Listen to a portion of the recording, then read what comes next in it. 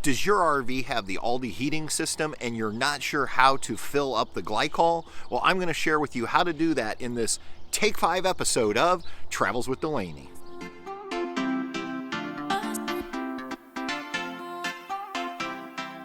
Welcome back, everyone. So if you have the Alde heating system in your RV, you're going to want to make sure you're constantly checking the glycol level because it will go down over time. And if it runs too low, then potentially it could do damage to your system, such as burning out the pump. So step number one is we need to make sure we have the correct glycol for the Alde heating system. Now check with your owner's manual or check with your manufacturer of your trailer to find out what they recommend. But for our NuCamp Tab 400, we utilize this Century Transfer Fluid that's approved by NuCamp and Alde to use in the Alde system. Now you can pick this up at a dealer that sells trailers with the Alde system. If you're not sure where to get it, again, reach out to your manufacturer and they can point you in the right direction. The nice thing about this Century product is it is ready to go straight in. You don't have to do any diluting. It is ready for the Alde heating system. Okay, let's go inside and find out where the fill tank is on this trailer. The glycol tank on our 2018 NuCamp Tab 400 is actually located in the closet. And you can see right back here, this panel says Alde on it. You can see the tank to know whether you need to fill it up or not. There's a minimum and a maximum line right there. So the first thing we need to do is go ahead and slide this top cover off, and all you have to do is kind of slide it up and pull it out. Now, depending on what camper you have, your glycol tank is going to be in a different location most likely, so refer to your owner's manual to find it.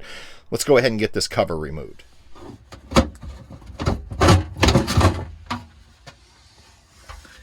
We can just set that off to the side, and now you can clearly see your glycol tank.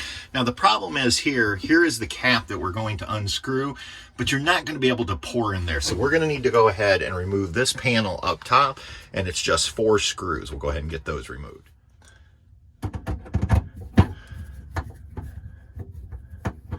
Once you get your 4 screws out, I'm just going to drop this panel, and now you can see we're going to be able to get to that cap.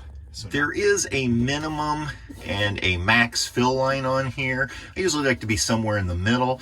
You might want to consider getting a Sharpie marker so that these show up a little bit better. You can see right here where my finger is, I'm almost all the way down. So we definitely need to add some. Just unscrew the cap. Set that off to the side. And now we can go ahead and take our glycol fluid and we're just going to carefully start filling it up.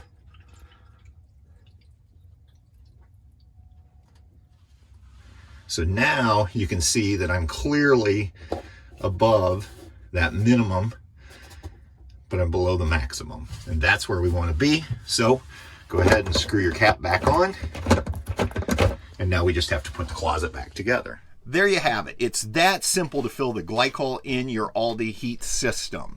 Do not fill it up all the way because your glycol needs room to percolate in essence as it heats up in there. So it needs some free space. But I would much rather be a little over the max line than to be a little under the minimum line. So again, constantly keep checking it and make sure you keep it filled up. Until next time, everybody, we'll see ya on down the road. Good night.